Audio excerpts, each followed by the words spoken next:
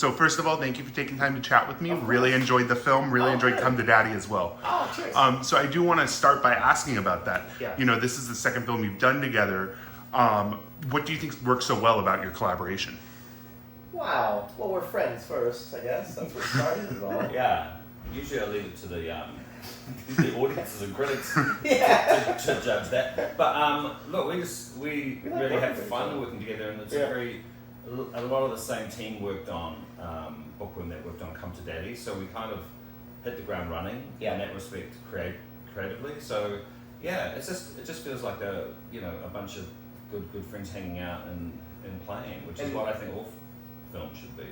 Yeah, making the kind of things that we like. We have really shared sensibilities, and we enjoy the same movies and the same reference points, and have the creative process is fun. It was really fun on Daddy. We were friends before that. We worked. The thing we collaborated with before that was producing Jim Hoskins' film The Greasy Strangler. And it's really fun to work with your friends. Yeah, absolutely. It's great. Well, speaking of, your two collaborations, I feel like it's fair to say they couldn't be more different. One is very violent, very adult. One is very Sure. family friendly. Yes. What went into the decision to make such, a drastic swing to the other side? Well, that's Toby and I who work together. The writer Toby Harvard, who's did Come to Daddy as well. So we didn't really set out to say, hey, we need to make a family-friendly film because we've been doing all these crazy outlier, grotesque sort of projects. It was like, let's just work on some characters that we're interested in and situations that we think we could sort of mine for comedic effect, which was basically kind of us, the singular idea of us as dads crapping the bed in a time of crisis. I think we say shitting the bed, but crapping the bed is probably the US terminology. Or shitting the bed is.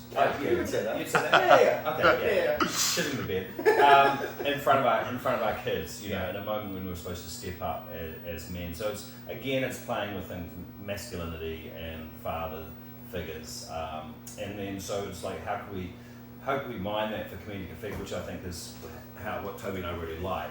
Is like mining personal trauma and exploiting it and using Elijah as a sort of avatar for those neuroses, Yeah. and how can we emasculate them even further on the screen? And that's putting this with a 12-year-old and throw them into the wilds of New Zealand to face sort of overcome certain obstacles and see what they do under external pressures. And the external pressure in the film is a mythological creature called the Canterbury Panther, which is sort of like based on sort of myth and fact in the deep south of New Zealand.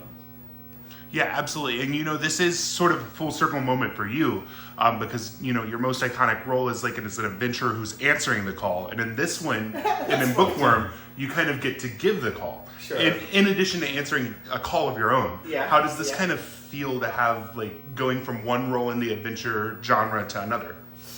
It's funny. I didn't put those two things together, but certainly the return to New Zealand, and specifically to the New Zealand wilderness and sort of being out in the wilds on an adventure kind of was a similar sort of thing. But for me, I was just thrilled to come back to the country and work in a country that I love. That was a part of the sort of idea from the beginning is, we could go and make this in New Zealand.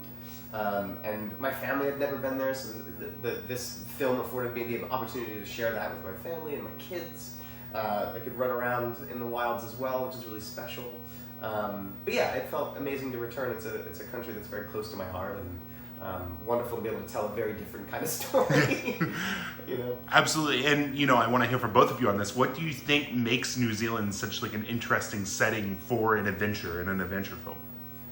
I mean, the natural landscapes are extraordinary. Yeah. To be honest, if I'm being really honest, Well, you nothing. should be. nothing that any other country can provide. To be honest, but the kind of irony of New Zealand is that there's nothing outside of the landscape itself really that can hurt you.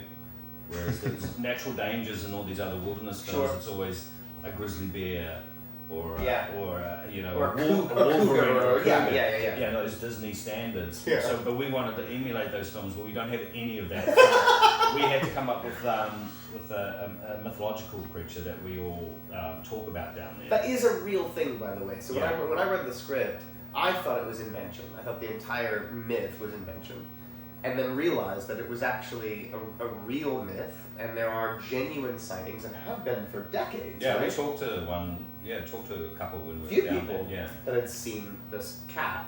So that's kind of fascinating, is sort of telling a fictional story within the context of something that may or may not be fiction was really fun. And being in that zone and speaking to locals who had their own history with that particular creature that may or may not exist. Yeah, it's sort of it's an adventure film where the stakes are more relationship based. That those are high stakes. Yeah. Whereas and everything else is kind of like it's not window dressing, but it's kind of it's more atmospheric. But the actual intensity comes from the dynamic sort of interplay between the two leads. Yes. Yeah, and that was something I did want to talk about. You know, I would say that this is, you know, more of a, dare I say, grounded family film than a lot of films. You know, it's not people saving the world. It's not people, you know, looking for some mythical treasure. I mean, there is a mythical creature. Sure. Yeah. But why did you want to take this more grounded approach? I guess because Toby and I, we're not those sort of people to create a kind of a Goonies, which I mean, it just wasn't the direction we're going for. And I love the Goonies, but we wanted kind of like an odd, endearing buddy road movie set in the wilderness, where you get to know two people, and actually for a kids film, just to hear people talk to each other. And I've been, you know, it's been interesting to talk to young audiences who've been watching it. And I thought, I didn't know if they would connect on that because they're so used to whiz bang. We think that that's all they need now is like this hyperkinetic kind of storytelling. And they don't. They actually like, if you give them a smart kid that they actually connect with on some level, they'll go with the ride, man, and then you can actually take them to do whatever you want them to do.